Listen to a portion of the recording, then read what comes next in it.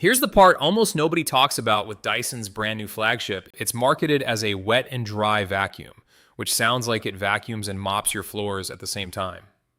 It doesn't. And once you understand why, it actually changes how you should use this thing and maybe whether you should buy it at all. Welcome back to Sweep Gear, where we take the marketing language apart and tell you what a vacuum is actually going to do in your house. Today, we're going deep on the Dyson V16 Piston Animal Submarine. Let's start with why anyone even considers spending flagship money on a vacuum in the first place. If you've got a shedding dog or long hair or both, you already know the specific frustration I'm talking about. The brush roll on most cordless vacuums eventually turns into a hair-wrapped mess, and you end up crouched on the floor with scissors trying to cut it free. It's not a one-time annoyance. It's a weekly chore that quietly cancels out the whole point of owning a quick and easy cordless vacuum. That exact frustration is what Dyson built this new brush design to solve. Instead of one straight roller, it uses two cone-shaped rollers, angled to push hair off the ends and straight into the dustbin instead of letting it wind around the middle. And this isn't just a marketing line, it held up when people checked for it directly.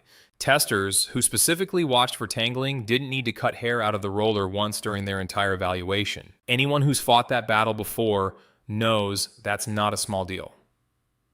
Now, before we get further into strengths, I want to plant something we'll come back to. When this vacuum was checked specifically for fine dust and finer particle pickup, it actually came in a little behind Dyson's own older flagship model. Not a disaster, but a real measurable dip despite technically having a more powerful motor on paper. Keep that in your back pocket because there's a design reason behind it and it connects directly to a trade-off we'll get to in a minute. On the more reassuring side, carpet performance is genuinely strong here. In deep clean carpet evaluations, this vacuum scored a perfect result, tying its own predecessor and landing well above the typical cordless vacuum average. So even with that fine dust dip I just mentioned, the overall carpet cleaning system clearly still works. Let's talk about battery, because for most people, this is the make or break factor on any cordless vacuum. Nobody wants to be halfway through cleaning the living room when the thing dies. On the lower power setting, this one is rated for up to 70 minutes, and real-world checks confirm that number holds up well above the roughly 45-minute average for cordless vacuums generally. That's honestly enough run time to clean an entire apartment or a decent-sized house in one go. And because the battery is removable, larger homes can simply buy a spare and swap it in instead of stopping to charge mid-clean. Just know that if you switch it into max power mode for tougher spots, that runtime drops sharply down to around 15 minutes. So the practical approach is simple. Use the lower setting for your regular routine and save max mode for specific messes. Okay, now back to that fine dust dip because the explanation ties directly into a real weakness. This new dual cone brush head is actually better at avoiding tangles, but the same shape that makes that possible also causes the front of the head to taper to a slight point instead of running flat. That means it physically cannot get flush against a wall the way older, straighter brush heads can. In practical use, this showed up as a visible strip of uncleaned floor right along baseboards and room edges. Open floor plans probably won't show it. Kitchens, hallways, and rooms with a lot of wall-to-floor edges will. All right, let's get into the wet and dry part of this because I opened with it and I want to actually deliver on it. This version comes bundled with what Dyson calls the Submarine head, which turns the vacuum into a hard floor washer. The name suggests you could vacuum and mop in a single pass. In practice, that's not how it works. The recommended and far more effective method is vacuuming first with the regular head, then swapping to the Submarine head to wash the floor as a separate second step.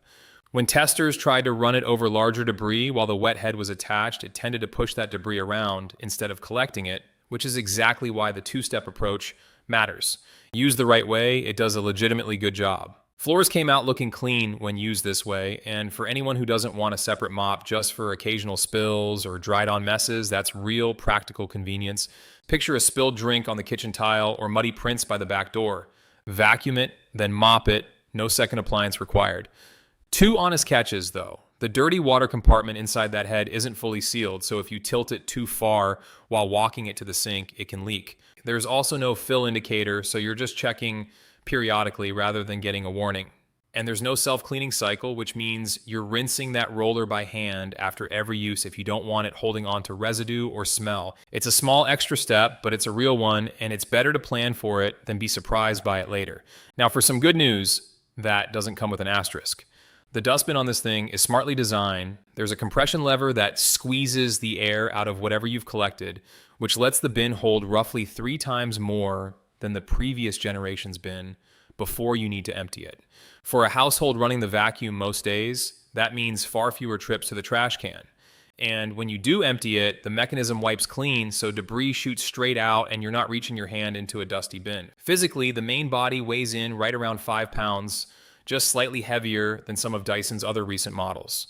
Most people won't notice that difference in daily use, but anyone specifically hunting for the lightest possible option should know this isn't quite it. If you want to check today's price or compare current listings for yourself, I've left a link in the description below. Now, the price conversation, because this sits right at the top of the cordless vacuum category. And this is the tension I flagged earlier. You're paying flagship pricing for a vacuum that, in real-world evaluations, didn't clearly out-clean Dyson's own older model on every single measure. What you're clearly paying extra for is the bigger dustbin, the better anti-tangle brush, and the mopping option. Whether that's worth it depends entirely on what matters most to you. If raw suction and value are your priority, it's worth knowing that Dyson's previous flagship, the V15 Detect, posted comparable or better results in some of that fine particle testing, often at a lower price, especially when it's on sale. And if budget is the bigger concern and you don't need the mopping feature, the Shark Power Detect landed carpet cleaning scores nearly as strong for meaningfully less money. So let's break it down simply. Pet owner or dealing with long hair that's constantly tangling your brush roll? This earns its price. That anti-tangle performance is real and well documented. Want the biggest bin and the fewest emptying trips? Same answer. Specifically want occasional hard floor mopping without buying a separate mop, and you understand it's a 2-step process rather than true one-pass cleaning. It delivers exactly that. But if your top priority is maximum suction power or spending less money, the case for choosing this specific model over its own cheaper predecessor gets noticeably weaker. One last honest note, this model just launched, so there's no long-term ownership data yet. Nothing on battery health after a year, nothing on how the motor holds up over time. Nobody can responsibly claim otherwise right now, and I'd rather tell you that plainly than pretend we know more than we do.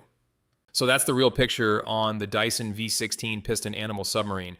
Strong battery life, a truly effective anti-tangle brush, a smarter dustbin, and useful mopping once you understand its actual limits, weighed against a floor head that struggles at edges and suction numbers that don't clearly beat what Dyson already had on shelves.